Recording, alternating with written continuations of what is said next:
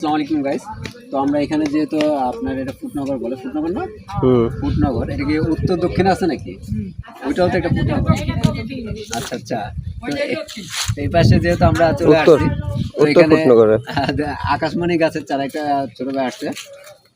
গাছের মানে গাছের ভালোবাসা সবার প্রতি যাতে জন্মায়, এই দেখুন। বয়স কত চল তোমার এখন? কোন ক্লাসে পড়বে? কোন ক্লাসে? ক্লাস 4-এ। তোমার নাম? সিফাত, মোহাম্মদ সিফাত। তো সিফাত ক্লাস 4-এ পড়ে।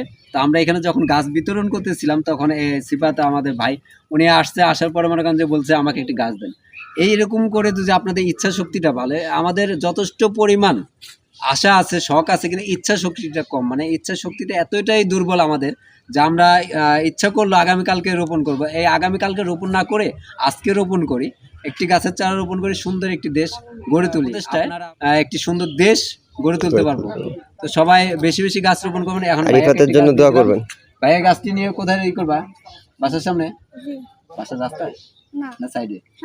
দেখছেন কোথায় রোপণ করতে হয় তাও জানে। তো আপনারা এরকম ভাবে সবাই গাছ রোপণ করুন, সুন্দর একটি দেশ গড়ে তুলুন। খোদা হাফেজ, আসসালামু আলাইকুম।